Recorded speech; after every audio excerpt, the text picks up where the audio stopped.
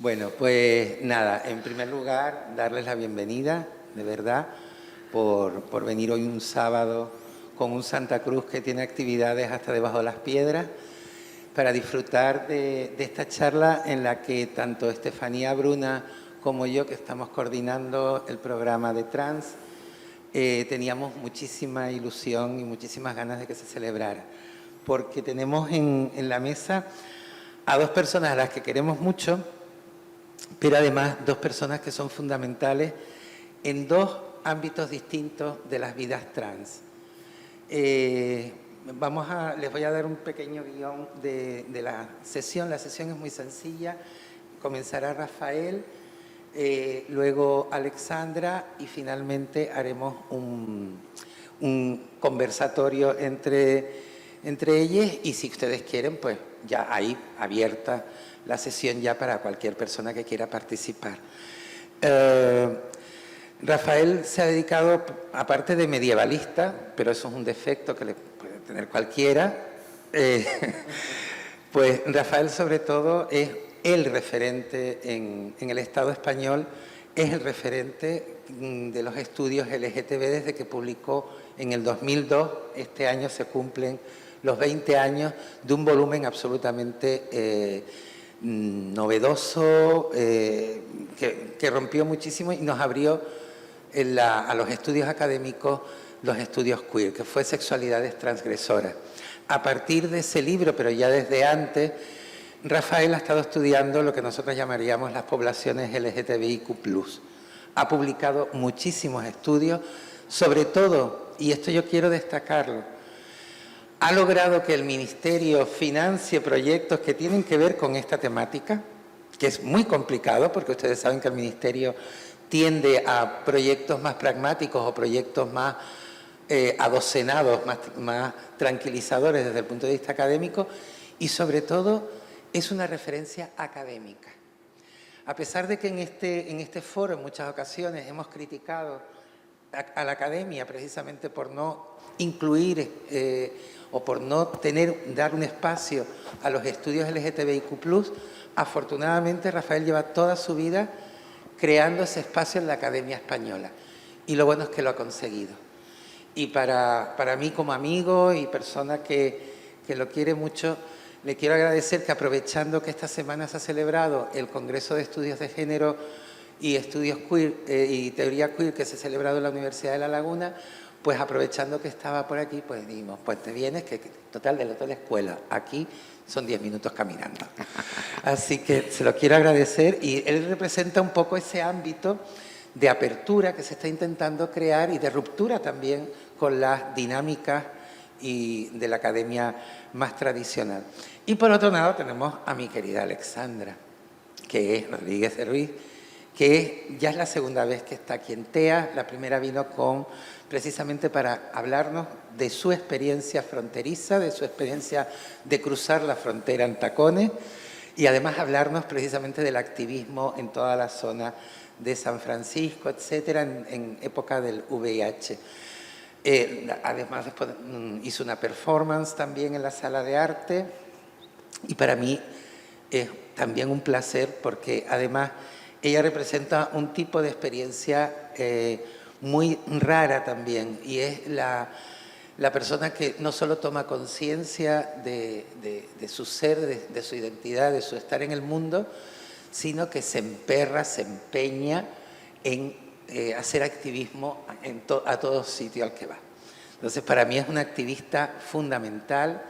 Sus últimas experiencias han estado vinculadas a Jauría Trans en Ciudad de México, y también aprovechamos que estaba haciendo su tour europeo para que se viniera aquí, que no le costó nada, porque ella está en Candelaria y tiene playa, así que ella es feliz. Ella es feliz con su playa y su villa de Candelaria. Pero sobre todo es una amante de Tenerife. Le encanta Tenerife, le encanta Canarias, y ella ya estuvo hace muchos años también colaborando con los colectivos de aquí, una temporada, y yo creo que es una experiencia porque ella sí que es una transmigrante que afortunadamente ha logrado no solo sobrevivir, sino además ha logrado convertirse en una referencia para esas miles de migrantes que también están por ahí. Muchas gracias. Gracias. ¿No? Gracias a Estefanía, que siempre está ahí al borde y que yo creo que estaba más ilusionada que yo en escuchar. Y cuando quiera. Rafael. Muchas gracias. Muchas gracias en primer lugar a Pepe por su cariñosísima presentación y también por ser uno de los coordinadores de este proyecto de Trans que es tan importante desde múltiples perspectivas y, por supuesto, muchas gracias al equipo del TEA y lo personifico en Estefanía, pero todas las personas que estáis detrás de este maravilloso espacio y de este proyecto en concreto. Como muy bien ha dicho Pepe, pues me quieren explotar literalmente, ¿no? Y yo venía aprovechando que el Pisuerga pasa por Santa Cruz de Tenerife, yo estoy aquí. Y claro, realmente yo solo soy un telonero, por decirlo de alguna manera, porque la persona realmente importante en esta actividad de hoy es Alexandra, sin lugar a dudas, así que yo voy a hablar muy brevemente, fundamentalmente sobre mi investigación en torno a una posible historiografía trans en el ámbito hispánico, que es una de las líneas de investigación que estamos desarrollando en el proyecto de investigación que comentaba Pepe, el profesor Ramos Arteaga. A modo de sencillo recordatorio, aporto dos cubiertas de 2 libros, entre los que he podido o escribir. Transbarcelonas es una monografía mía, en cambio Memorias, Identidades y Experiencias Trans, Invisibilidades entre Argentina y España es una compilación de trabajos. Una compilación que, debo decir, modestia aparte, que me alegró mucho poder hacer, porque desde el ámbito universitario solemos hacer un trabajo más convencionalmente académico, que a mí me parece que es importante, sin lugar a dudas, porque hay que romper muchos diques dentro del ámbito universitario, ¿no? Pero que con él lo que quisimos hacer fue integrar a las personas trans en el propio libro, de tal manera que, al ser un libro de reflexión, investigación sobre memoria trans, dimos voces a diversas personas trans de España e Hispanoamérica, bueno, sobre todo de Argentina, porque era un diálogo entre Argentina y España. Y ahí está, por ejemplo, una Kim Pérez o una Camila Sosa Villada, por ejemplo, ¿no? Generaciones también muy diferentes, y por eso me gusta destacar los diálogos que podemos establecer desde el ámbito universitario con aquel ámbito que a veces se cree que es muy distante, como puede ser el del activismo o como puede ser el de los colectivos LGBT o trans. A manera de prólogo también, porque no quiero extenderme demasiado, plantear unas cuestiones básicas previas que son lógicas, ¿no? De qué hablamos cuando hablamos de memorias y sobre todo de qué hablamos cuando hablamos de archivos trans, ¿no? Les traigo 2 citas de 2 proyectos muy diferentes, pero que me parecen especialmente interesantes a la hora de reflexionar sobre la entidad misma de un archivo queer, en el sentido más amplio de la palabra, y de un archivo trans en concreto. La primera es de un monográfico del Transgender Studies Quarterly, que es una revista académica estadounidense dedicada al ámbito de los estudios trans, ¿no? Y que manejan personas muy importantes tanto en el ámbito de la academia como del activismo, ¿no? Como Cora y Strecker. Y traduzco del prólogo a este número que se titula Making Transgender Count, ¿no? Diciendo, reflexionan, ¿no? Y dicen, por un lado, se hace recuento trans en el sentido de que se reconozca su importancia, ¿no? De que se visibilice, por decirlo de alguna manera, mediante una cuenta, hace un juego de palabras, ¿no? Haciéndolo visible a través de la cuantificación. Por otra parte, uno hace, es decir, obliga que lo trans cuente y eso es importante, pero forzando configuraciones atípicas de identidad en categorías en las cuales no caben absolutamente. De esta manera, el imperativo de ser contado se convierte en otro tipo de violencia normativizante. Esto es importante tenerlo presente, sobre todo cuando, como es mi caso, mi investigación no se centra en el siglo XXI, sino que se centra, tampoco voy a decir en la época medieval, ¿no?, pero que se puede centrar tranquilamente a lo largo del siglo XX, de tal manera que muchas de las vidas de las que les voy a hablar muy brevemente a continuación tienen ese problema de, por decirlo así, de catalogación, denominación, pero haciéndome eco de esta voluntad de visibilización, ¿no?, de este monográfico del Transgender Studies Quarterly, me parece importante, a pesar de que a veces sea complicado de comprender, ir encajando esas piezas para componer un rompecabezas muy dispar, muy plural y del que también nos faltan muchos datos. La segunda cita, a manera de prólogo, es de Halberstam, de Jack Halberstam, Judith Halberstam, en el momento en que publica In a Queer Time and Place, ¿no?, que es sobre la noción de archivo. Y Halberstam lo que dice es, en relación con la construcción de ese archivo queer, en el sentido más amplio de la palabra, la noción de archivo tiene que extenderse más allá de la imagen de un lugar para recolectar material o contener documentos, y tiene que convertirse en un significante flotante para los tipos de vidas que implican los restos de papel de espectáculos, clubes, eventos y reuniones. Está claro, el archivo queer no es el archivo de Indias, por decirlo de alguna manera, ¿no?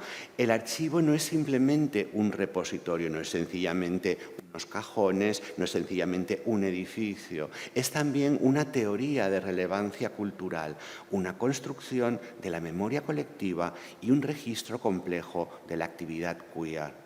Para que el archivo funcione requiere usuarios, intérpretes e historiadores culturales que vadeen a través del material y recompongan a un tiempo el rompecabezas de la historia queer.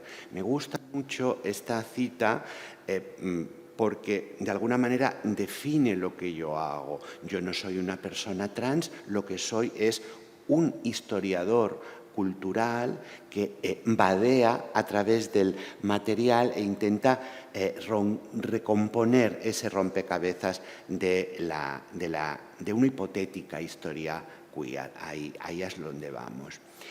Mi presentación se titula Sexilios, 5 vidas, y lo que he pretendido muy rápidamente es plantearles, presentarles 5 personas que hoy podríamos llegar a definir como mujeres trans, y subrayo lo de hoy, con el objetivo de establecer una genealogía que al final desemboque en la presentación de Alessandra, ¿no? Yo me centraré en el siglo XX, ahí nos vamos hacia el siglo XXI con Alessandra, y también para problematizar, ¿no?, y huir de determinados esencialismos que desde cualquier perspectiva pueden ser siempre muy dañinos, y sobre todo en la investigación. El primer ejemplo que les quería presentar es un ejemplo del que justamente hablaba ayer en el congreso a que se refería Pepe, del Congreso de Estudios de Género y Teoría Queer, y eres un ejemplo de la Bella Otero, no la Bella Otero que probablemente conozcamos todos, ¿no?, la gran estrella gallega de finales del siglo XIX y principios del siglo XX, sino de una, digámoslo entre comillas siempre, mujer trans que emigra desde Cádiz hasta Buenos Aires y que se convierte en uno de los más importantes personajes trans de la capital argentina. ¿Por qué me interesa este testimonio? En primer lugar, porque es un testimonio que ha sido muy revisitado en Argentina, pero que en España apenas se conoce. Y no se conoce, yo no entiendo muy bien por qué, porque al fin y al cabo deberíamos valorar que si se trata de una persona gaditana que lo que hace es emprender un sexilio hasta Argentina, bien merecería figurar en una hipotética genealogía del universo trans en la península también, ¿no? Me llama la atención que haya sido tan recuperado en tierras argentinas, porque es el primer testimonio autobiográfico de que disponemos de una persona trans hispánica en el siglo XX, y en segundo lugar porque me parece muy interesante también su ubicación, porque esta autobiografía de la bella Otero, en realidad Culpiano Álvarez, si queremos decirlo así, aparece en una revista que se titula, y lo ven aquí, Archivos de Psiquiatría y Criminología aplicadas a las ciencias afines. Ahí es nada. Ahí es donde estábamos, ahí es donde nos quieren seguir metiendo, sin lugar a dudas, y no solo las personas trans, evidentemente. A muchos les gustaría que estuviéramos todavía en el hospital, por decirlo de alguna manera, pero es muy interesante como idea de archivo, es muy interesante como idea de dónde encontramos, desde dónde trazamos también esa genealogía. A veces tenemos que irnos a ese archivo antitrans, si lo pudiéramos denominar así, o anacrónicamente transfóbico. Ese concepto no existía a la altura de 1903, cuando aparece el artículo del doctor Francisco de Veiga, para valorar la existencia. Y justamente es muy interesante que desde la Academia Argentina hayan profundizado mucho en este tipo de revistas médicas, cosa que en España no se han hecho, para empezar a recuperar, aunque sea de una manera muy indirecta, muy implícita, esa muy importante vida trans que en Madrid, en Barcelona, pero también en Buenos Aires y en tantas otras capitales hispanoamericanas, y por supuesto en Europa, en Estados Unidos, a principios del siglo XX y ya a finales del siglo XIX existía. Y me interesa también reflexionar sobre de qué manera esta persona, la bella Otero, que además llega a decir tales barbaridades como que la bella Otero española de verdad, la estrella de verdad, le ha robado a ella el nombre, ¿no? Es como una locura muy, muy divertida, ¿no? Sobre la que no me puedo entretener, propicia que tengamos un conocimiento sobre todos unos espacios de sociabilidad que de otra manera quedarían completamente vedados, que no conoceríamos, ¿no? Es decir, al tanto, si queremos hacer historiografía trans, lo primero que tenemos que hacer es ir a las fuentes transfóbicas, por decirlo de alguna manera, porque si no, no tendremos recorrido. Es como pensar, hacer una historiografía sobre gays y lesbianas, por decirlo así, y no saber que tenemos que conocer profundamente el discurso antihomofóbico, por así decirlo, de la Iglesia Católica y el concepto de sodomía o de inversión médica a partir del siglo XIX. Sencillamente lo apuntaba por este motivo. El segundo ejemplo que les quería plantear, en todos ellos tienen un elemento de sexilio, por decirlo así, de movimiento físico, es el de Manuel Izquierdo. Manuel Izquierdo se conoce sobre todo como Gas, ese fue su nombre artístico. Y me interesa mucho, no solo porque fue de Manila a Barcelona, de cierto modo era lógico, es decir, estamos hablando de los últimos rescoldos del Imperio Colonial Español, ¿no? Filipinas, sino sobre todo me interesa porque nos ilustra otra época y otro país, ¿no? No nos ilustra el Buenos Aires de principios del siglo XX, sino nos ilustra la Barcelona de los años 10 y 20, en donde empieza a florecer todo una subcultura, toda una red de locales en donde empiezan a proyectarse de una manera muy, muy clara una nueva, por decirlo así, identidad. también entre comillas. Los imitadores de estrellas vendrían a ser, en los años 20, lo que en los años 70 se denominarían en España los travestis, por decirlo de alguna manera. Sobre todo personas dedicadas al mundo del espectáculo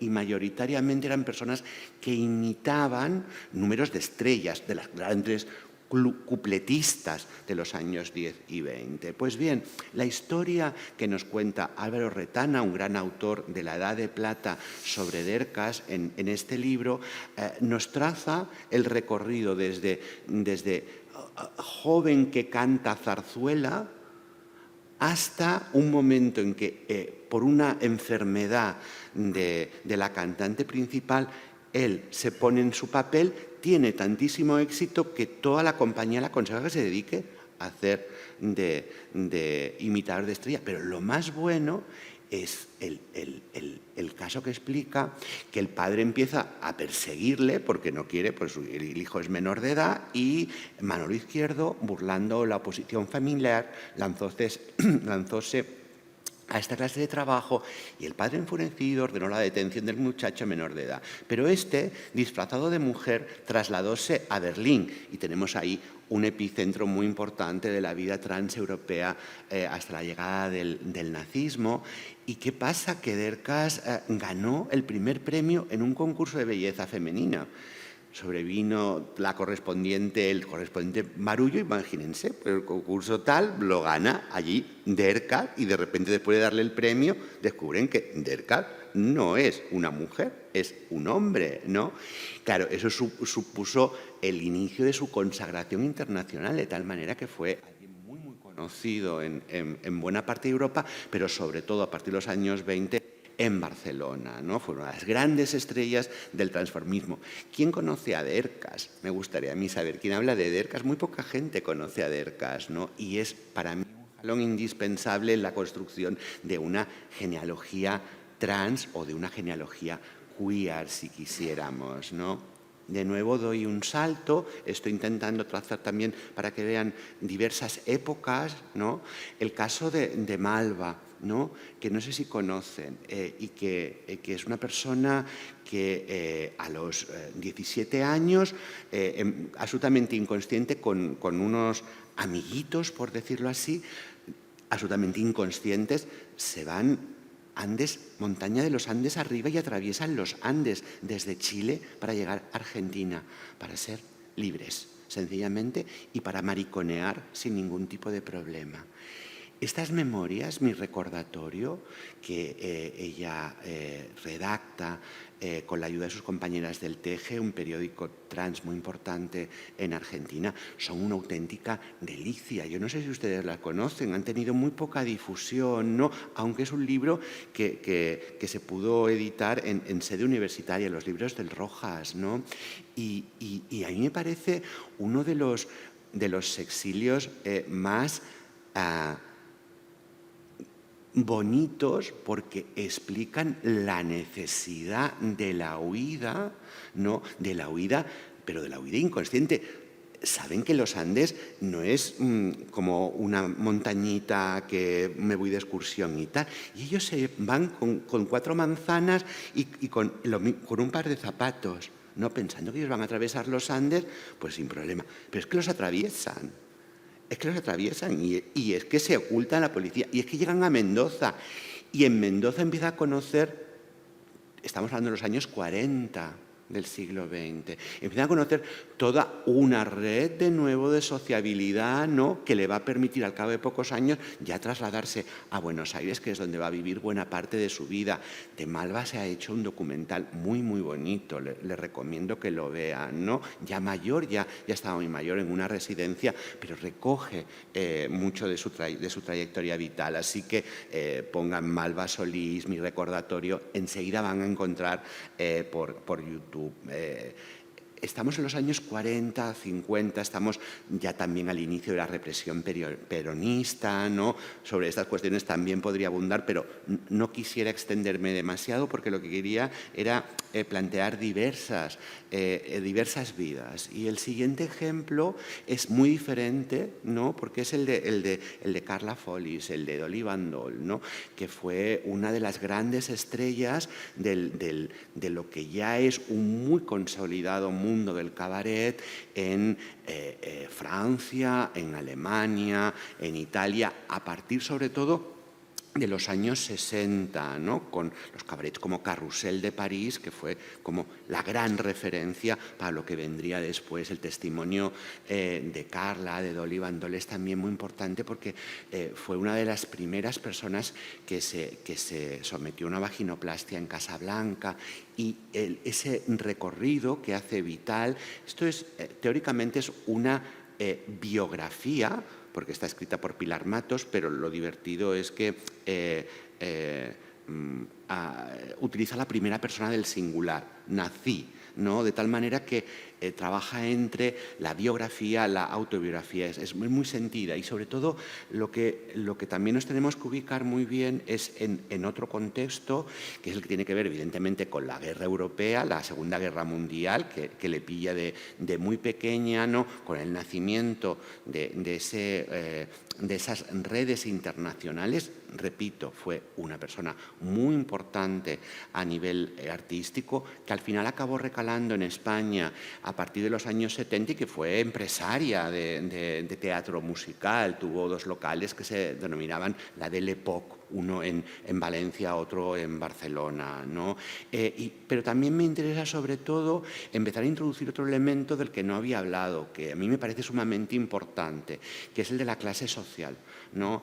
Porque a veces las etiquetas son muy útiles para determinadas cosas, pero para otras cosas pueden ser muy cegadoras, por decirlo así, ¿no? Y a mí me interesa especialmente en una parte importante de los testimonios que estoy trabajando, cómo proceder del lumpen, proceder del proletariado, proceder de las clases más humildes, es condición casi indispensable para una determinada valentía y para una determinada transgresión de muchos roles, cosa que en tantas y tantas otras historias no sucede. Sencillamente lo apunto y es algo sobre lo que podemos hablar si quieren, porque no quiero extenderme mucho más. El último caso es el de Norma Mejía, de Colombia. Fíjense que estamos hablando de diferentes geografías y diferentes décadas, por decirlo de alguna manera. Norma Mejía es colombiana, ella sí que pertenece, en cambio, a la alta burguesía, lo que le permite ir hasta a París a estudiar, ¿no? Después recala en Madrid y sobre todo en Barcelona. Norma Mejía es importante también porque es la primera mujer trans que escribe una tesis doctoral en España, que defiende una tesis doctoral en España sobre autoetnografía trans, es decir, también es una pionera en este sentido, ¿no? Y aquí, a diferencia de las otras fichas que les he presentado, aquí sí que les he traído un fragmento de esta tesis doctoral que tiene mucho de autoetnografía, que tiene mucho de memoria personal y colectiva. Y quiero leer esta cita. Un domingo de finales de los 70 decidí, de los años 70 del siglo XX, vamos avanzando en el tiempo, decidí, después de mucho tiempo sin ir, dar un paseo por las Ramblas. Está hablando de Barcelona, las Ramblas de Barcelona, que fueron en los años 70 epicentro de la vida trans en la ciudad condal. Y me encontré con un espectáculo alucinante. La parte baja de la ciudad estaba llena de transexuales. No de hombres vestidos de mujer, sino de auténticas transexuales, con sus buenos pechos, sus anchas caderas, su pelo largo y teñido, sus vestidos y maneras provocadores. Era como si hubiesen tomado la ciudad. Una callejuela del barrio gótico, la de Rull, antes prácticamente muerta, y yo abro paréntesis. Ahora la calle Rull no existe, por la reconfiguración urbana, con lo cual podemos hacer muy poca memoria histórica. Lo que queda de la calle Rull no es de lo que está hablando. Antes, prácticamente muerta, estaba llena de bares de trans, uno detrás de otro, casi todos pequeños, pero también alguno muy grande, cuya instalación había debido de costar muchos millones. Además de las que estaban en los bares, muchas transexuales permanecían en la calle y casi ninguna era catalana. Esto me interesa mucho como catalán que soy. Y casi ninguna era catalana, sobre todo, y eso también me interesa a mí, les interesará a ustedes, sobre todo andaluzas y canarias, que obviamente se sentían más libres lejos de su tierra. El Raval y buena parte del barrio gótico eran una gran fiesta trans, un gran fuego de artificio detrás del cual se ocultaban multitud de tragedias personales, porque no debemos ocultar que detrás de muchas vidas trans hay muchas tragedias personales, no quiero decir todas, pero probablemente de una gran mayoría. Casi todas vinieron con la ilusión de poder llevar una vida de mujeres normales, que era lo que se sentían, y chocaron contra el duro muro de la realidad.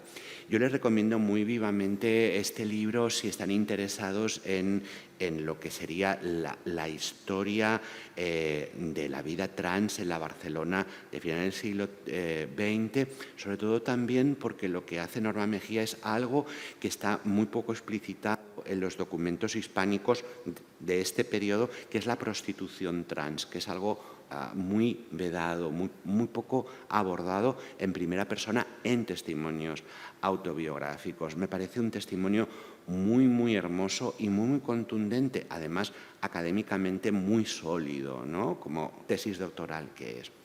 ¿Por qué les he presentado estas vidas? Porque quería hacer como de pórtico, de telonero de lo que realmente viene ahora, porque quería explicarles que existen, que son importantes y que conviene recuperarlas.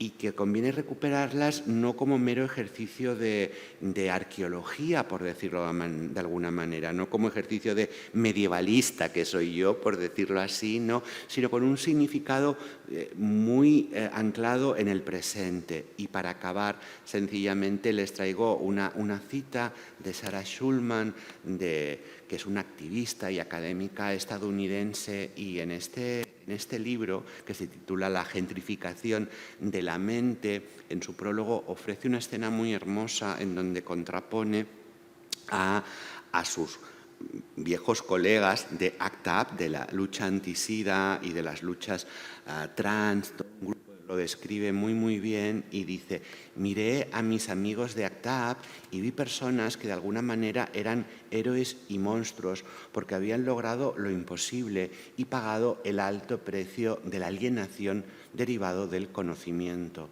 como sucede siempre a los héroes y los monstruos. Felices por participar, porque son realmente las últimas personas que quedaban vivas de aquella época, a eso se refiere.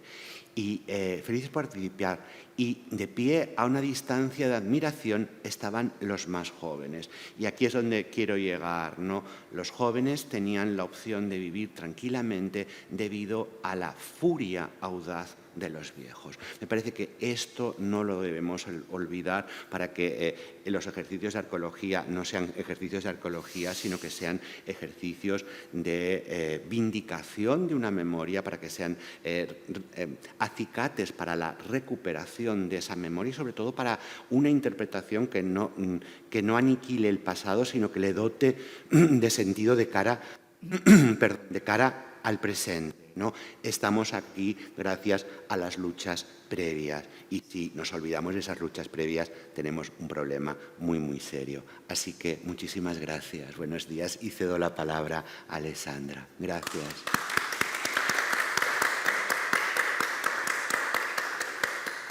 Ay, pues muchas gracias, Rafael, y pues agradezco mucho que nos hayas transportado en este viaje, ¿no? Con estas historias, con estos personajes que son importantes, son parte de nuestras historias. Y pues les quiero dar la bienvenida a todas, a todos, a todes, y agradecerles también que estén aquí, y también agradecer a Pepe, a Estefanía, a Altea, a todo su equipo, por esta oportunidad y pues hoy les estaré comentando un poquito sobre pues qué pasó durante la pandemia COVID en la Ciudad de México y cómo afectó a poblaciones, una de ellas las más afectadas a las poblaciones trans, incluyendo a las transmigrantes, a las personas trans trabajadoras sexuales y también a las personas trans adultas mayores. Y quiero aclarar que mi presentación es para dar visibilidad a esta situación y que a mí me tocó verlo y ver el sufrimiento, el dolor que causó no necesariamente la pandemia del COVID, sino que la desigualdad social, la desigualdad que existe en nuestro país, en nuestra ciudad. Aclaro también que no soy vocera de estas personas, de estas poblaciones, simple y sencillamente soy una testigo, porque pues soy parte activa de estas comunidades, de estas poblaciones. Las transmigrantes, que en realidad son personas refugiadas, víctimas del exilio LGBTI, como nos decía Rafael, han sido forzadas a desplazarse a otros lugares. Siempre han sido parte de la sociedad, como lo hemos visto en el viaje que nos hizo, que nos llevó Rafael, y han estado siempre en la sociedad, han estado en las ciudades, en los pueblos, tratando de sobrevivir, expresando su identidad de género, tomando espacios que usualmente les son negados a las personas trans. Y para mí es maravilloso aprender de estos personajes de los cuales nos habló Rafael, porque me doy cuenta que hay un imaginario trans del cual ni siquiera tenemos idea en la historia, ¿no? Entonces, yo utilizo la combinación de trans y migrante porque para mí es importante mencionar que la mayoría de estas mujeres, y en algunos casos también hombres transmigrantes, han sido víctimas del desplazamiento forzado. Pero si les nombramos solamente como migrantes o como refugiados, se pierde esa identidad. Además, el hecho de que están en movilidad por un país, cruzando fronteras, en la mayoría de los casos sin documentos y arriesgándose a tantos peligros. En México, las personas en movilidad, incluyendo las transmigrantes, son expuestas a una variedad de retos. Yo estuve haciendo trabajo de campo en la frontera de Guatemala con México y me tocó presenciar cara a cara los horrores que específicamente las mujeres trans afrontan en su tránsito por nuestro país. Estuve en la ciudad de Tapachula, Chiapas, y ahí me tocó entrevistar a mujeres trans de Guatemala, de El Salvador, de Nicaragua, de Honduras, que son los países más afectados por la transfobia, por el rechazo, por la violencia sistemática y sistémica por la cual estas personas tienen que ser víctimas. Y en Tapachula, una vez que han cruzado ya varias fronteras, varios países, llegan a esta frontera en donde son todavía victimizadas aún más. Me tocó, por ejemplo, escuchar historias de cómo personas trans, mujeres trans, en cuanto cruzan la frontera, son detenidas por el sistema de migración mexicano, los oficiales, quienes les quitan todo lo que traigan, si traen dinero, joyas, lo que traigan se lo quitan, y aparte, en algunos casos, las entregan al crimen organizado, el cual las obliga a trabajar en los antros, en los clubs de trabajo sexual ahí en esta frontera. Y por meses las tienen esclavizadas en estos lugares. Algunas logran escapar, algunas tienen que trabajar por meses para pagar su rescate, y entonces es terrible su situación. Muchas pues ya se quedan ahí en México y piensan que ya no pueden continuar con su tránsito. En Chiapas también, que es un estado mayormente poblado por indígenas, mayormente por, pues ahora sí que gente muy religiosa. También existe la discriminación, existe el rechazo hacia las personas trans por el simple hecho de ser quienes son, y también están las maras, que son los grupos de crimen organizado que las explotan, las golpean, trafican con estas mujeres, obligándolas a trabajar, y en muchos casos también las asesinan. Los albergues también. Una gran problemática que yo vi estando ahí en esta frontera del sur, como le llamamos, es que en los albergues, desafortunadamente, muchos de esos albergues, como decía, son parte de alguna iglesia, en su mayoría la iglesia católica, y pues no aceptan a las personas trans, no aceptan a los migrantes LGBT, por decirlo así. Entonces, es una problemática seria. También, pues, la mayoría de las personas que están trabajando en estos albergues no tienen la capacidad para entender las problemáticas de estas poblaciones. También hay organizaciones que trabajan con migrantes y refugiados, pero una vez más, ahora que estuve haciendo un proyecto de migración por 5 meses, me di cuenta que la mayoría de las organizaciones en México que trabajan con refugiados y migrantes no tienen ni idea de las problemáticas, las necesidades de migrantes LGBTI. Entonces, pues son las problemáticas y los retos que las transmigrantes afrontan en cuanto pisan suelo mexicano.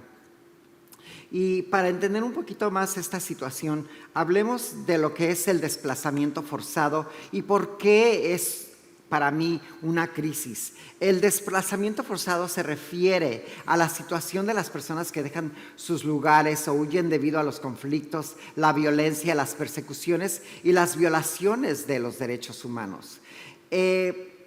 Quiero tomar nota aquí porque las personas refugiadas son aquellas que están huyendo también de persecución. Su situación es peligrosa e intolerable.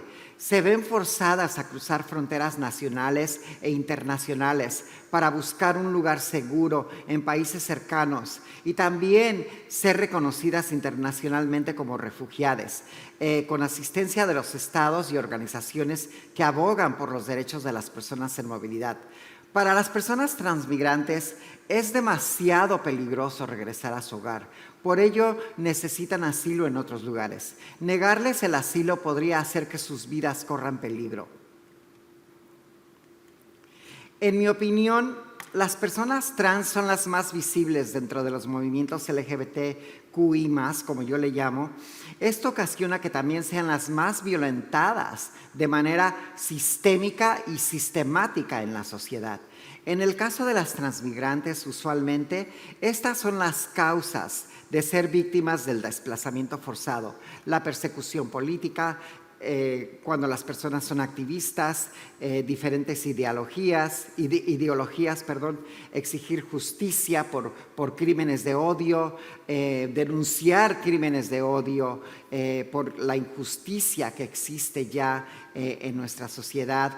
la persecución criminal, el crimen organizado, las maras, los carteles, también la extorsión, la explotación, los asesinatos, el rapto, los desastres naturales también. Hemos visto que han forzado esta movilidad a la migración climática, la protección al medio ambiente. Hemos visto que hoy día activistas que protegen el medio ambiente son asesinadas en lugares como Sudamérica y Centroamérica.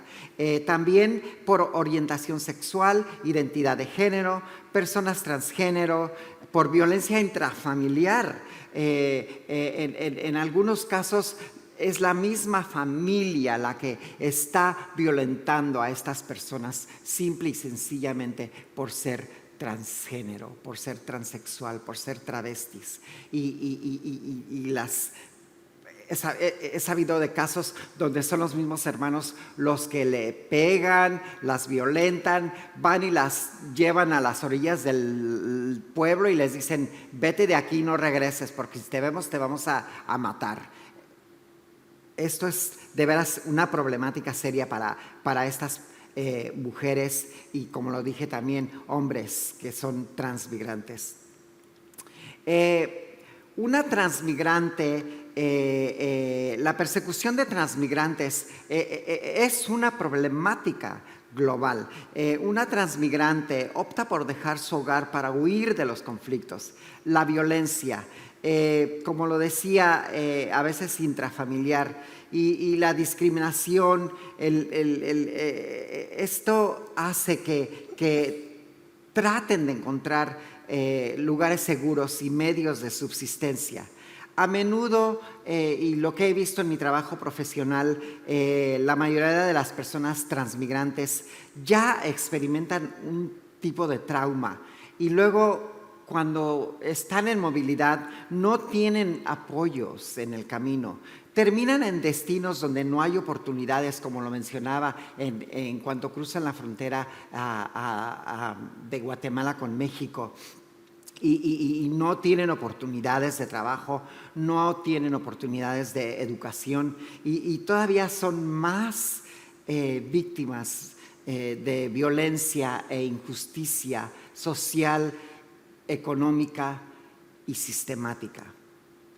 Ser transmigrante envuelve una interseccionalidad, ya que en la mayoría de los casos las transmigrantes abandonan sus lugares de origen y se desplazan a lugares desconocidos para ellas, con otra cultura, otro idioma, otras leyes. Esto ocasiona un shock cultural, como lo mencionaban Saldúa, ya que tienen que dejar su identidad cultural atrás y adoptar y adaptarse a nuevas identidades y a nuevas culturas. La mayoría de las transmigrantes proceden de países en desarrollo. Algunas son de raíces indígenas, de raíces afrolatinas, no han tenido acceso a la educación, sin experiencia laboral debido a la discriminación y llegan a otros países presentando un desafío particular para ellas, ya que han vivido en pobreza extrema, en precariedad y en vulnerabilidad.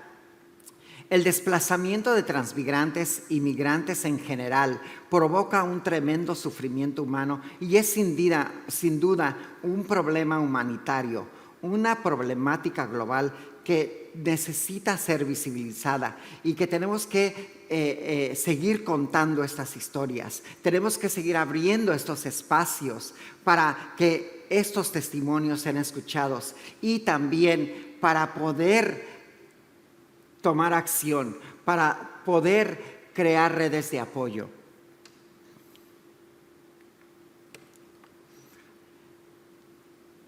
Quiero tomar un momento para hablar de los estereotipos, del estigma y por qué para mí es importante que reflexionemos en esto.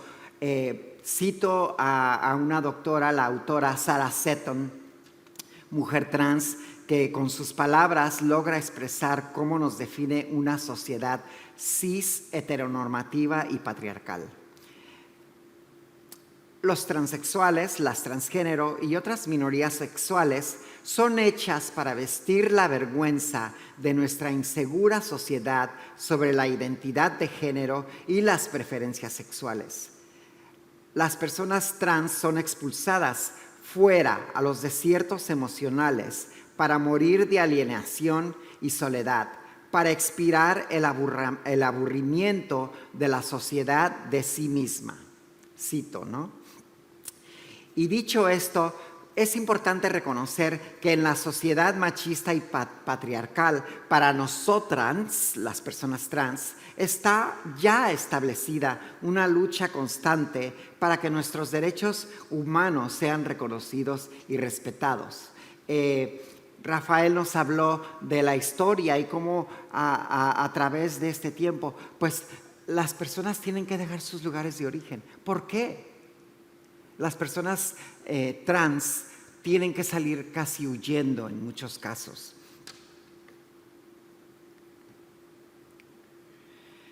Al inicio de la pandemia, el gobierno de la Ciudad de México decidió cerrar todos los hoteles, incluyendo aquellos en donde personas transmigrantes viven, personas trans adultas mayores que viven en situación de precariedad y en donde trabajadoras sexuales también trabajan de estos hoteles. De un día para otro estas personas se vieron en la calle y sin un lugar en donde vivir o ejercer su trabajo. Fue una situación terrible porque recuerdo ese día vívidamente cuando me avisaron, oye, que cerraron los hoteles y tenemos como a 40 personas trans, más de 25 transmigrantes en la calle, sin comida, sin dónde quedarse, con sus bolsas, ropa y cositas en bolsas de plástico. A mí me partió el corazón, se los juro que estuve así de cruzar esa barrera que yo me pongo de limitaciones en el sentido de mis, como les decimos en inglés, boundaries sociales, porque en el trabajo que hacemos tenemos que ponerlas, porque muchas veces las cruzamos sin darnos cuenta y usualmente nos afectan todavía aún más como activistas, como personas que hacemos trabajo de justicia social. Yo decía, pues me puedo traer 10 a mi casa y poner cobijas y que se acomoden donde puedan, pero dije, ¿y las otras 30, las otras 40? ¿Qué les va a pasar, no? Entonces, tuvimos que inmediatamente buscar manera de apoyarlas. Lo primero fue pues buscar alimentos calientes para llevarles, para darles y pues a mí sí esta situación me tocó mucho porque me di cuenta también de mi lugar de privilegio, ¿no? Yo pues tengo donde vivir, tengo que comer, a pesar de que estoy en medio de una pandemia, pues sigo subsistiendo y nadie me va a venir a echar de mi casa. En este letrero que vemos, que para mí me tocó mucho porque me movía mucho el no salgas, porque el no salgas no era para todos.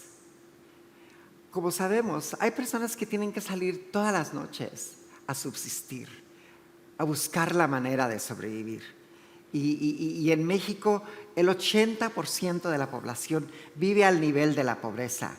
Y en este 80% están estas personas trans, las transmigrantes, las trans trabajadoras sexuales, que tienen que salir a diario a buscar cómo ganarse la vida. Entonces, para mí sí que me movió mucho esto y como lo dije, tuve que recurrir a buscar apoyo internacional. Fuimos las personas y las organizaciones lideradas por personas trans las que salimos a dar apoyo inmediato. También esto a mí me conmovió mucho porque el gobierno no hizo nada. El gobierno de la Ciudad de México no hizo nada. Pasó como 3 semanas para que después de nosotras estar haciendo ruido y mandando correos a políticos, a la jefa de la ciudad, del gobierno de la Ciudad de México, que tomaron nota y dijeron, pues sí, no tenemos un problema aquí con estas poblaciones. Aquí vemos cómo fueron las organizaciones de trans trabajadoras sexuales las que salieron inmediatamente con comida, con despensas. Yo, afortunadamente, como lo dije, soy una persona con privilegios. Pude recibir apoyo internacional monetario inmediato para poder ir con despensas, con comida, con sobres, con dinero también para darles a personas para que pudieran al menos alojarse en un cuarto de hotel por la noche, ¿no? Entonces, sí fue algo muy, muy dramático, muy violento y para mí también un honor, ¿no? Poder estar trabajando y haciendo algo humanitario por mis hermanas y hermanes. Las acciones fueron inmediatas, pudimos proveer espacio seguro a estas mujeres y gracias como lo dije, al apoyo internacional, pues estas personas tuvieron al menos durante estas como 3 semanas fueron que las pudimos tener en lugares y con alimentos. Y como ven en esta imagen, estas son personas transmigrantes, ¿no? Que estaban recibiendo el apoyo. Ahora quiero moverme un poquito a otra situación, a otra problemática. Hablar de la frontera o la borderland, como la nombra Gloria Anzaldúa, es complejo, ya que para mí las fronteras no nada más son geográficas y físicas, sino que también existen en el imaginario cultural, social y político. Las fronteras son transgredidas, tal y como lo hacemos a diario las personas trans, no binarias y no conformes con los géneros en esta sociedad. Siempre estamos retando las fronteras impuestas por la sociedad. La mayoría de las transmigrantes en México transitan espacios y cruzan fronteras con el propósito de llegar a la frontera con los Estados Unidos. En algunos casos arriesgan sus vidas y siendo aún más victimadas, como lo decía temprano, y en muchos casos el mismo sistema opresor es quienes las violenta. Anzaldúa nos dice, y cito, la frontera entre México y los Estados Unidos es la más transitada y activa del mundo. En ella podemos constatar la construcción de 2 enormes muros, uno físico y militar y otro como división imaginaria y simbólica que separa a Estados Unidos de México y del resto de Latinoamérica y sus pueblos. Esto es muy cierto, ya que al llegar a la frontera estamos tan cerca y tan lejos de Estados Unidos. Muchas transmigrantes luchan para poder llegar a Estados Unidos, sufren para llegar a su destino final. Las personas transmigrantes en la frontera sufren abusos por la policía, por la Guardia Nacional, los operativos de migración, y durante la pandemia Estados Unidos cerró sus fronteras con México, haciendo imposible para todos los migrantes cruzar legal e ilegalmente. Una vez más, cito a Anzaldúa, que aparte de innovadora y muy adelantada a su tiempo, nos dice quiénes habitan la frontera. La frontera es un lugar vago e indeterminado, creado por el residuo emocional de un límite artificial. Está en un estado constante de transición. Lo prohibido y lo vetado lo habitan. Los atravesados, las atravesadas viven ahí. Los de mirada furtiva, las perversas, los queer, las buscapleitos, los mestizos, cualquiera que sea mulato, mezcla de razas o medio muerta, en resumen, aquellos y aquellas que cruzan al otro lado, pasan por encima o traspasan los confines de lo normal. Pues las transmigrantes son parte de estas interseccionalidades de las que nos hablan Zaldúa. Las vestidas, las mestizas, las atravesadas, las perversas, las queer. Y noten que Anzaldúa ya nos hablaba de lo queer antes del blanqueamiento, ¿no? Esto es de 1987.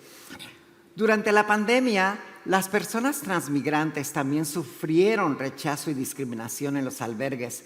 En Tijuana, por ejemplo, supimos de migrantes LGBTI que estuvieron viviendo en las calles por meses durante la pandemia porque los albergues estaban llenos, no se daban abasto, no había acceso a servicios, no había suficiente representación legal, las fronteras estaban cerradas, como lo dije, y pues una vez más vimos que las organizaciones LGBTI de Estados Unidos fueron las que pudieron y se movilizaron para dar apoyo inmediato y poco a poco se fue regularizando esta situación. Hoy día la frontera de México con Estados Unidos es un lugar caótico, en donde debido a la guerra de Rusia con Ucrania se ha convertido en el epicentro del drama de a quienes se les da prioridad para aceptar sus casos de asilo político y de refugio.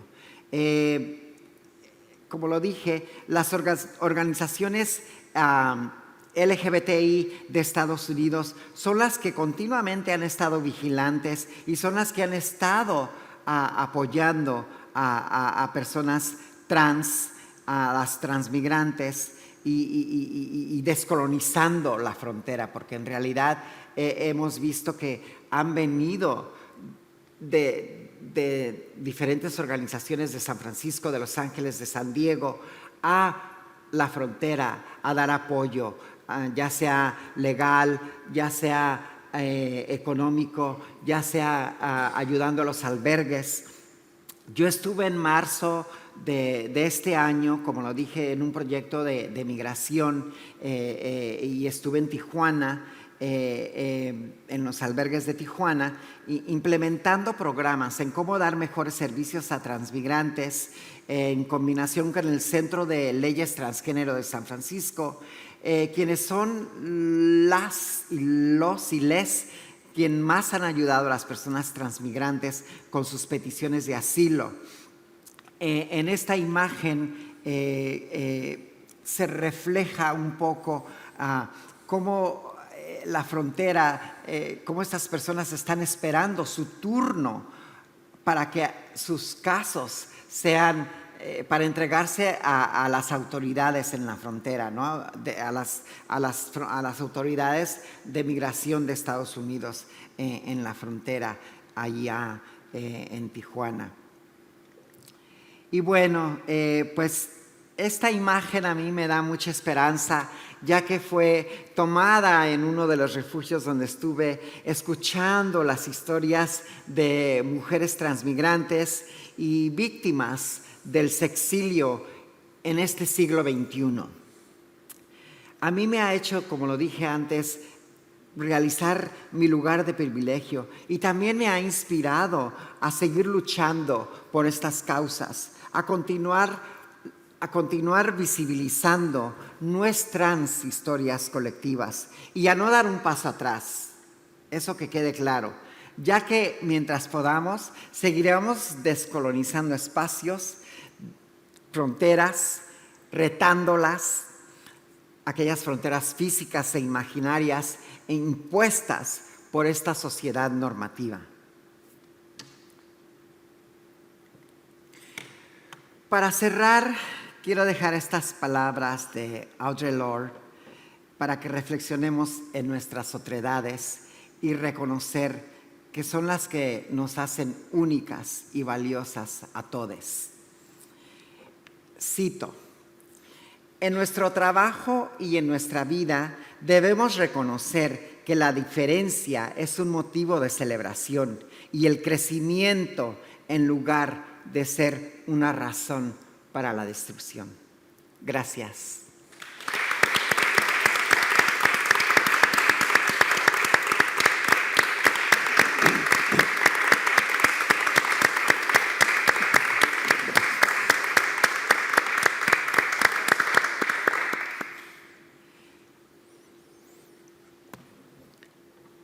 Muchas gracias, Alejandra, por esta maravillosa presentación. Tenemos ahora una especie de diálogo que podemos iniciar entre nosotros, pero que sobre todo querríamos que estuviera abierto a todas aquellas que estáis aquí, porque probablemente después a lo mejor nos vamos a comer y todo y nosotros seguiremos charlando. Entonces es factible que sea también interesante que si vosotros tenéis preguntas o comentarios nos los podáis formular ahora. Yo solamente quería abrir este diálogo comentando, no sé si lo sabéis, creo que en la noticia del TEA aparece que en breve verá la luz en la editorial Legales, que probablemente en el primer trimestre del año próximo, ¿no? O sea que ya está muy cerquita, ¿no? ¡Qué emoción!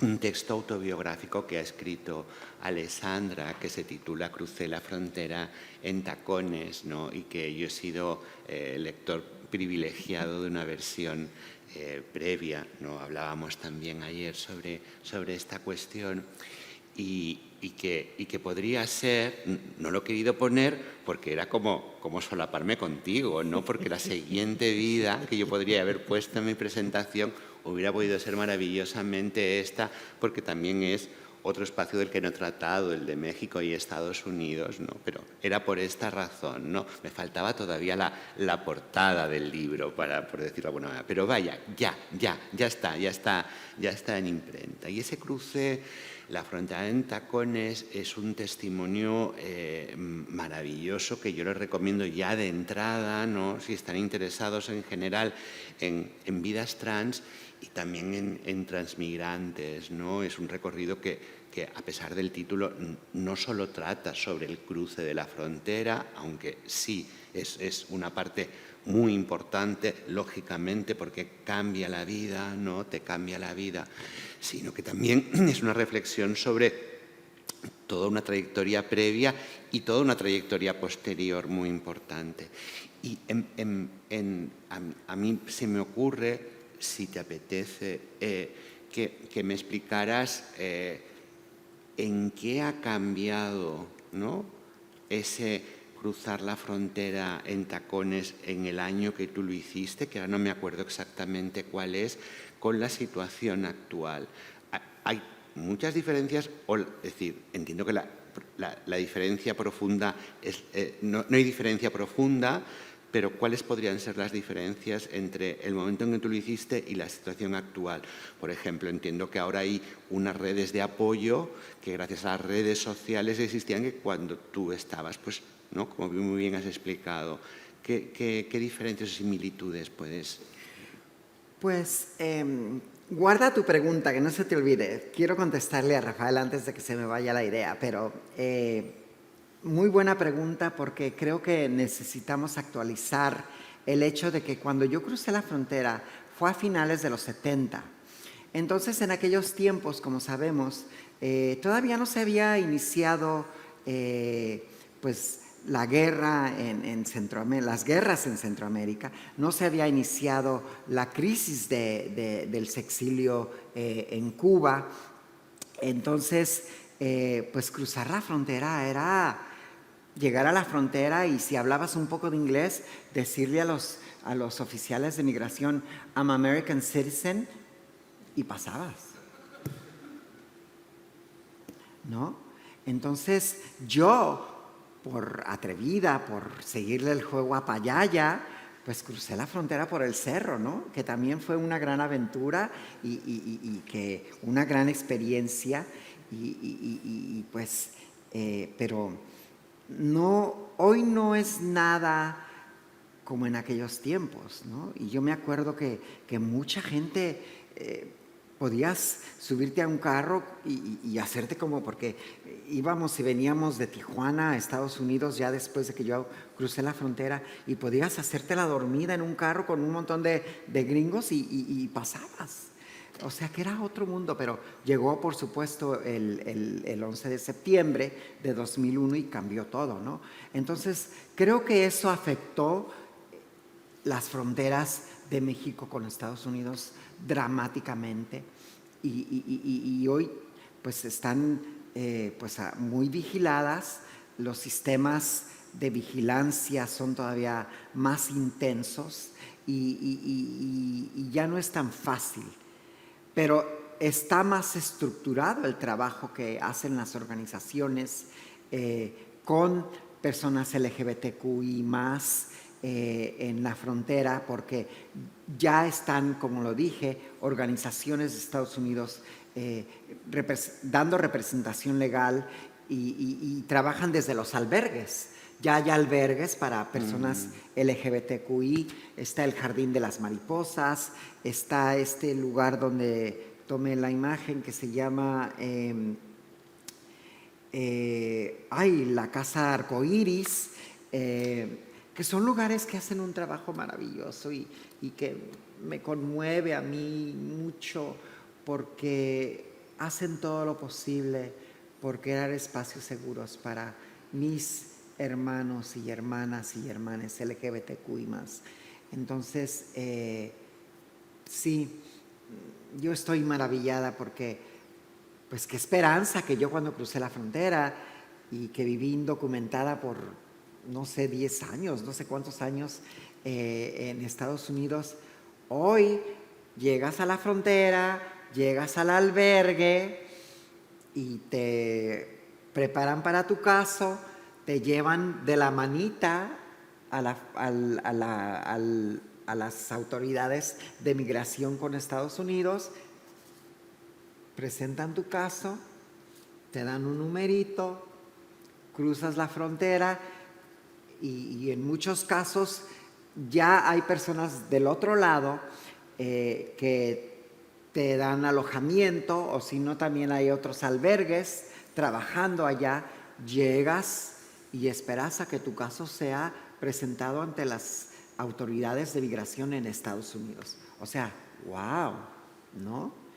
Claro, como sabemos, también cruzar las fronteras de manera ilegal, pues hoy día es una situación de vida o muerte. Hoy día, si yo, por decirlo así, optara cruzar la frontera como la crucé la primera vez, puedo caer en manos del crimen organizado, ser secuestrada y luego piden dinero por mí, o si no dan ese dinero, pues tal vez me desaparezcan, o si no, tal vez me tengan esclavizada.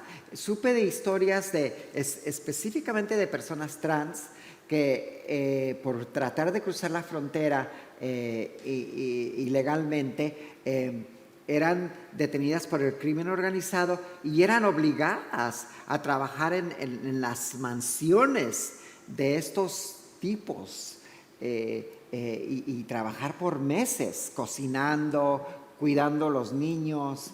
O sea, sí, entonces pues todavía hay muchos riesgos, ¿no? Especialmente para las personas que no saben. Por eso para mí es importante seguir haciendo este trabajo, porque vamos ahora a lugares y les decimos que para empezar, el derecho al asilo político es un derecho humano. Y si lo haces bien, tienes la oportunidad de hacerlo estructuradamente, tienes que tener paciencia y tal vez encontrar la manera de llegar a la frontera, ir al albergue y de ahí tu caso se documenta y es presentado y cruzas y voilà, ¿no? Entonces sí, muy diferente, muy diferente. Entonces se trata de haciendo esos albergues y esas redes, lo que hay sobre todo una ignorancia por parte de tantas personas que siguen intentando entrar a través de, bueno, ilegalmente para entendernos. Sí, ¿no? Ese es el... Que les recuerdo, nadie es ilegal, ¿no? Porque en realidad la migración y la movilidad humana son un derecho humano, pero sí, pues, cruzamos estas fronteras ilegalmente. La violencia entonces es mucho mayor en las fronteras antes de llegar a México que de México a Estados Unidos, por decirlo de alguna manera. Sí, está fuera de control en la frontera sur. Yo quedé horrorizada. A mí pocas veces he sentido miedo en mis andares y tuve miedo. Tuve miedo más que nada porque haciendo trabajo de campo me ponía como un blanco también, ¿no? Porque yo estaba haciendo trabajo de campo y hablando con personas en donde eres vigilada y están viendo esta persona que está haciendo aquí, a ver qué busca, qué quiere, porque no les conviene que se documenten, que se visibilicen estas injusticias y más que nada que se mencione que esto está ocurriendo en estas fronteras.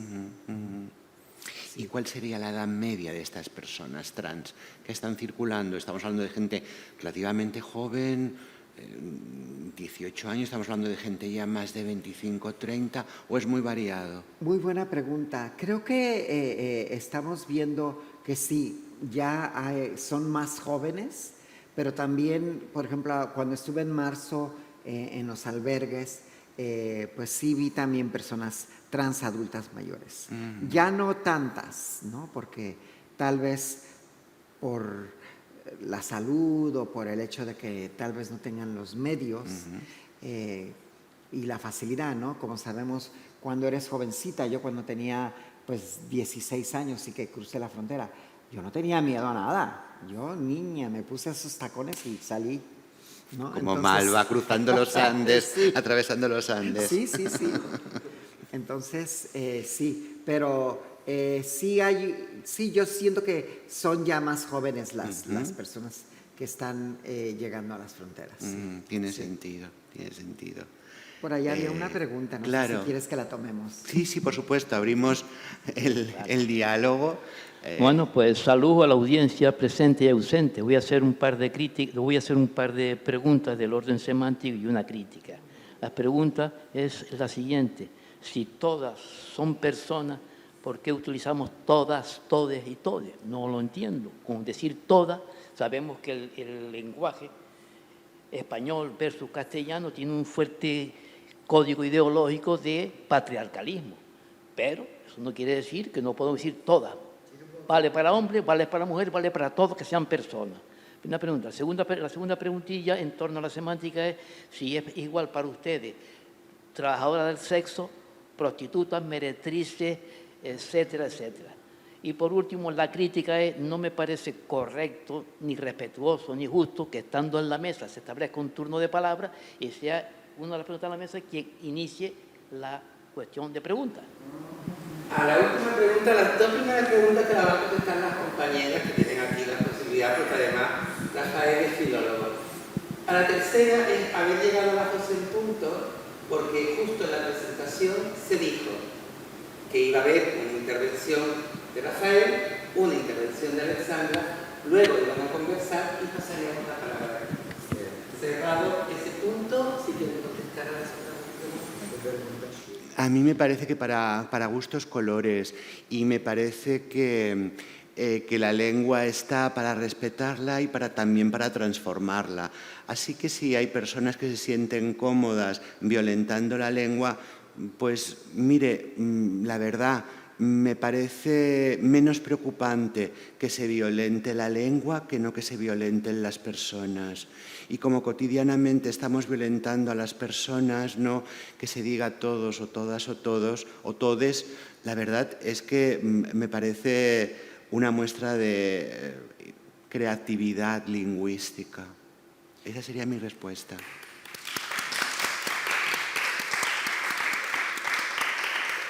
Y para añadir, quiero decirte que la razón por la que yo hago esa notación de decir todas, todos y todes, es porque tal vez aquí haya alguna persona que no sea ni todo ni toda, sino es tode. Entonces, por respeto a esa persona, yo utilizo y, como dijo Rafael, transgredo el lenguaje. Y en referente a tu otra pregunta, creo que ya meretrices, prostituta, etcétera, etcétera, son lenguajes del siglo pasado. Creo que el trabajo sexual que ha existido desde que existe el hombre y la mujer, pues es un trabajo. Entonces, pues merece ser llamado eso, trabajo sexual.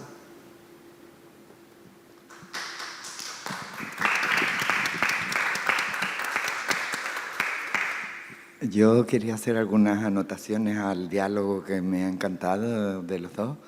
Y pasado este preámbulo así tan chic sobre el lenguaje y los términos, quería apuntar una cosa de lo que dijo Rafael al principio sobre aquella definición del archivo. La de Halberstam. Que no fuera como una especie de exposición de mariposas clavadas con alfileres, que también significaría, incluso para mi opinión, convertir los archivos queer o los archivos trans o como quiera que los queramos llamar, para no tener más problemas semánticos, una manera de tokenizar en términos de ciencia política a los colectivos o a las individualidades, porque yo no soy de colectivos. Y esto se trata de convertir a una figura en un florero político para así desactivar políticamente las demandas de la población restante que pertenezca a unas características similares. Y otra cosa que quería apuntar es la frontera, como tú bien dijiste, que describía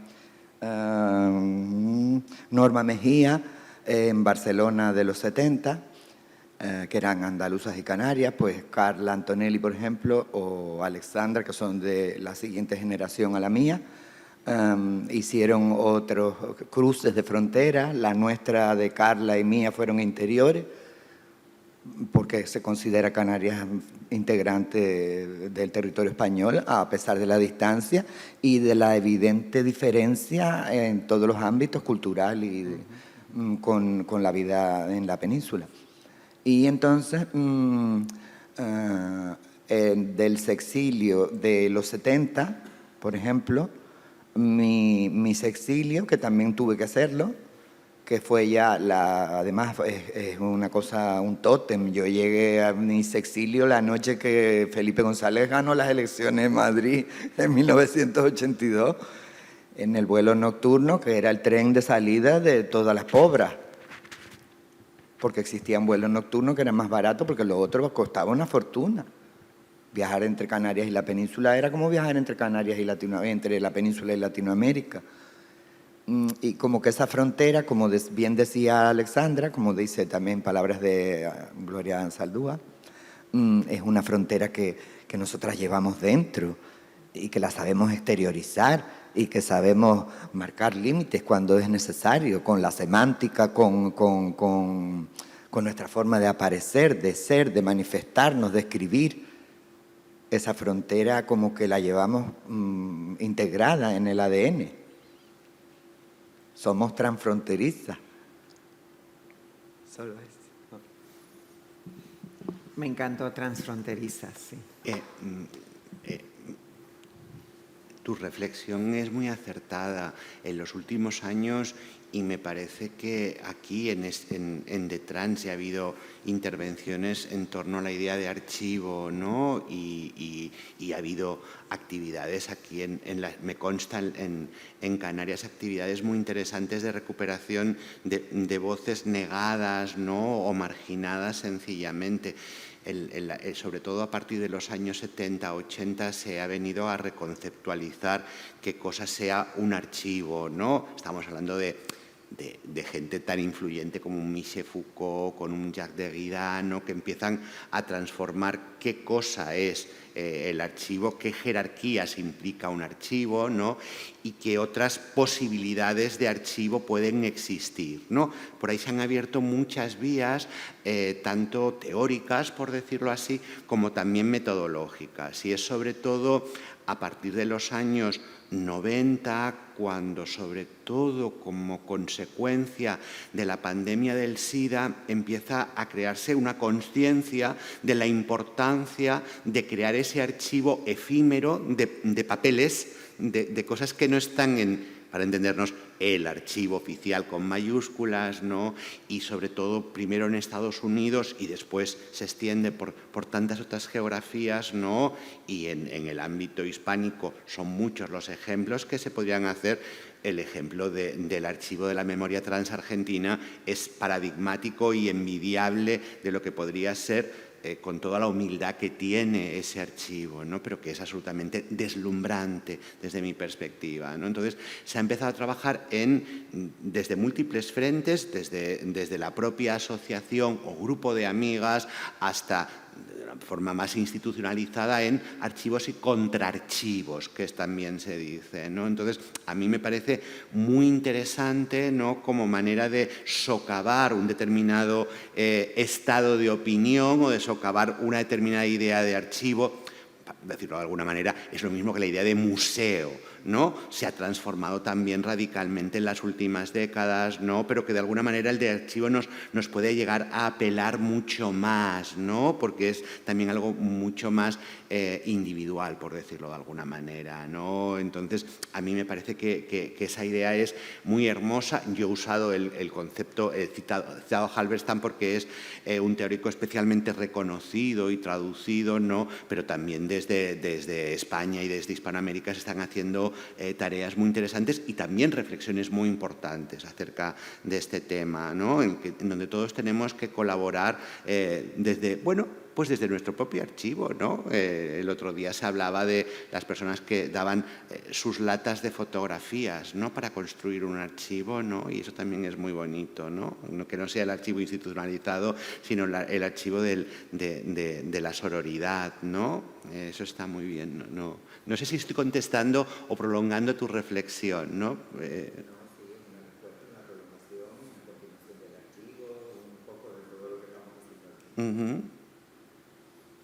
Creo que hay otra pregunta por allá. Se ha hablado mucho aquí de frontera física, pero a mí me llama mucho la atención cuando se habla de la transmigración, me quedo con un sabor de boca de como que no hay retorno. Yo quisiera saber si hay espacio para la reconciliación con el pasado de todas esas trans que atraviesan la frontera, si alguien se ha intentado poner en contacto con ellos, si hay espacio para el perdón. Porque en este país muchas veces se habla de retirar medallas, de retirar determinados privilegios, y yo creo que es un sector al que se le debe muchas disculpas. Creo que se ha pedido perdón o no se ha pedido perdón. Y también me interesa saber qué pasa con estas personas cuando pasan muchos años en el extranjero, si existe esta necesidad de reconciliación con el pasado y hasta qué punto eso se da. Gracias, muy buena tu pregunta y creo que yo soy el vivo ejemplo de esa reconciliación, de ese, por decirlo así, perdón del que tú hablas, porque yo después de vivir en Estados Unidos más de la mayor parte de mi vida, porque vivía ya 30 y tantos años, ya tengo 11 años viviendo en la Ciudad de México. O sea que después de 30 y tantos años de vivir en México y que después de 1987 yo ya iba y venía legalmente de Estados Unidos a México, decidí venir en el 2011 porque empezaba a escribir un libro de memorias y quería reconectarme una vez más con mis raíces mi gente, con esa ciudad que yo romantizaba, que cuando llego, por supuesto, en el 2011, y como todos esos años he ido y venido, pero como turista, y ahora llego a quedarme, esa ciudad ya no existía. Entonces, la vida creo que te pone donde debes de estar, y yo llego a la Ciudad de México pensando en esta ciudad que yo dejé y que ya no la encuentro, y que por meses caminaba como loca, te lo juro, por calles y calles y buscando, ay, pero aquí estaba este lugar, pero aquí estaba, yo me acuerdo que por aquí caminaba, y todo diferente, porque como sabemos, en 1985 la Ciudad de México tuvo un terremoto de 8.1, creo fue, que duró más de un minuto, y la media ciudad quedó derrumbada. Entonces es otra ciudad completamente a la que yo buscaba, pero aún así la vida pues me puso ahí, y ahora ya tengo 11 años y yo siento que ya me quedo. Yo ya no quiero estar en ningún otro lugar. Adoro a mi ciudad neurótica, como yo la llamo. Y sí, tiene que haber ay, la palabra siempre se me va, pero tiene que haber esta reconciliación y esta reparación, gracias Pepe, histórica para nuestras comunidades, especialmente en la Ciudad de México, porque pues hoy no era sobre mí la historia, pero la ciudad que yo dejé y de la cual salí huyendo a finales de los 70 era porque la persecución y la violencia eran por parte del sistema. Era la misma policía la que a mí, cuando yo salía rumbo a la escuela o cuando yo iba a la tienda, la policía me detenía. Me pegaban, me quitaban el dinero, y si no, me llevaban a casa de mi mamá y le exigían dinero para no llevarme detenida a la estación de policía. Entonces, esta reparación histórica todavía está por verse, y creo que también aquí en Canarias y en otros lugares del mundo, en donde hemos visto que por parte del sistema, por parte de las violaciones de derechos humanos para con las personas LGBTQI+, y como lo dije, las personas trans, que somos las más visibles dentro de estos movimientos, creo que está en deuda todavía. Sí, pero pues yo soy el vivo ejemplo de eso, porque yo estoy de vuelta en mi país, en mi ciudad, con mi gente. A mí me llama la atención porque, por ejemplo, me alegré mucho, ¿no?, de que el Ayuntamiento de Güímar, si no me equivoco, hiciera determinados reconocimientos a Carla Antonelli. Y luego había oído hablar un poco del pasado de Carla, que ella contaba, ¿no?, cómo se fue, las circunstancias, ¿no?, personales de ella. Y yo creo que cuando hablo también de esa frontera del perdón y de la reconciliación, creo que se queda corta, porque de nada nos sirve colocar banderitas de colores cada X tiempo y luego a las mujeres trans se les sigue negando trabajo, se las sigue invisibilizando. Entonces yo pienso que es una reconciliación todavía con la boca un poco pequeña. Claro, claro, y definitivamente, pues, Carla Antonelli, no es la única mujer trans que salió huyendo de las Islas Canarias, ¿no? Fueron, no sé, cientos, miles. Y lo que sí se hizo fue un trabajo de reparación con, por ejemplo, las trans que estuvieron presas en el campo de concentración de Tefía, en Fuerteventura, que fue un campo de los horrores de la dictadura de Franco. Y yo llegué a conocer a una trans de aquí, de una edad avanzada, cuando yo la conocí ya, que vivió eso y estuvo condenada allí por ser trans. Me contó que las obligaban a cargar unas piedras desde allí hasta allá, una montaña enorme, y cuando terminaban las tenían que volver a colocar en el mismo sitio, y esa memoria está construida. El campamento de Tefía hoy en día es un lugar de peregrinación de memoria, y a esas personas se les reconoció el hecho de haber sido víctimas del franquismo, se les indemnizó Y hay mucha documentación, incluso la Radio Televisión Canaria está ahora haciendo una serie sobre el campo de Tefía. Has dado al clavo en algo muy importante que también quiero mencionar, que también queda esa deuda pendiente con todas aquellas mujeres trans que ya no están, porque de mi generación, de las miles de mujeres trans que yo conocí desde que empecé en el mundo trans a los 13 años, ya no quedan muchas. Yo soy una sobreviviente, un vivo ejemplo de eso, y por eso para mí, por eso hago el trabajo que hago, por eso creo el activismo se convirtió en mi pasión. Gracias. Alexandra, yo quería que comentaras, porque es un saber privilegiado que tenemos algunas personas aquí, pero hablando precisamente de la reparación, de cuáles fueron esas trayectorias de vida, cómo se truncaron, etcétera.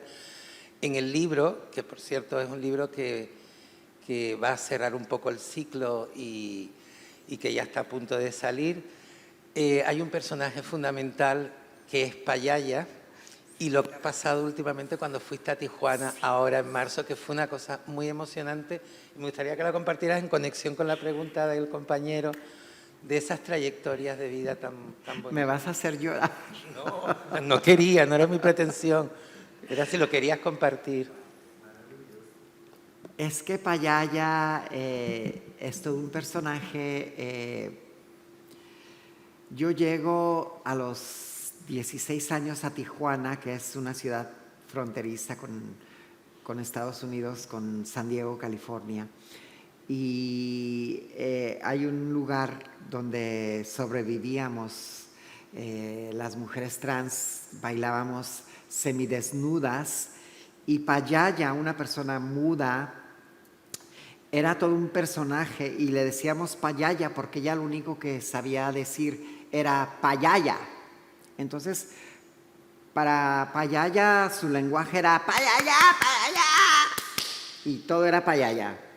Entonces le decíamos Payaya, y era bailarina, era súper inteligente, era, como lo dije, todo un personaje maravilloso, y a ella yo pues le estoy eternamente agradecida, porque no nada más me enseñó lo que es la intrepidez, la audacia, pero también esa calidad humana, porque ella era la que nos ayudaba a la mayoría de nosotras a cruzar la frontera por el cerro. Ella conocía un camino y subíamos y ya estábamos en Estados Unidos. Bueno,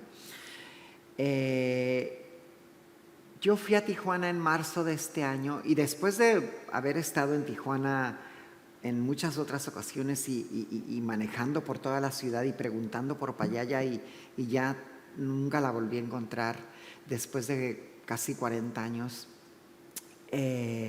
Sí, ¿no? 40 años.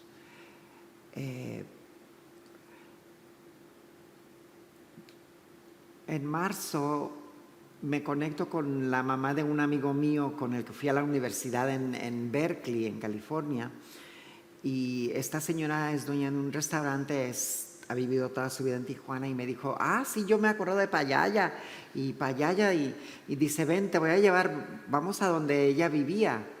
Y fuimos, y ahí nos enteramos de otra gran injusticia, ¿no?, en la vida. Payaya hacía mucho dinero y le había comprado una casa a su mamá, pero cuando la mamá fallece, los hermanos le quitan la casa a Payaya y la echan a la calle. Entonces, hoy día Payaya vive en las calles, y cuando estuve yo en Tijuana, nos acercamos porque nos dijeron, pues va a una farmacia por allá, y ahí le ponen su inyección de hormonas, o no sé, de vitaminas, no sé. Ahí vamos, y los de la farmacia nos dicen, no ha venido, pero sabemos que va a un salón de belleza que está como a 5 cuadras de aquí, y ahí vamos, ¿no? Y el salón de belleza ese día que yo fui estaba cerrado. Entonces mi amiga, la mamá de mi amigo de Berkeley, me dice, ay, pues yo voy a regresar, ¿no? No te preocupes, yo regreso y a ver si puedo hablar con la señora del salón de belleza.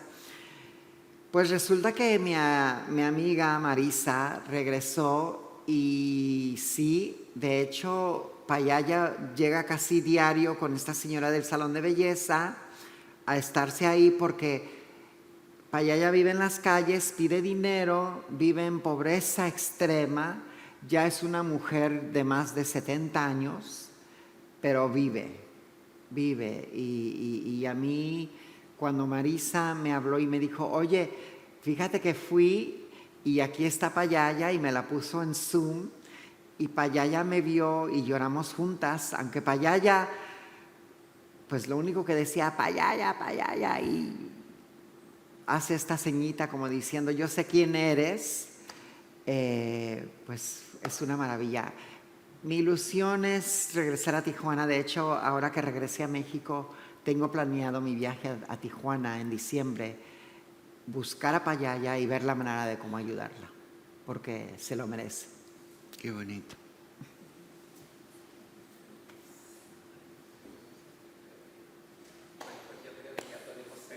Gracias.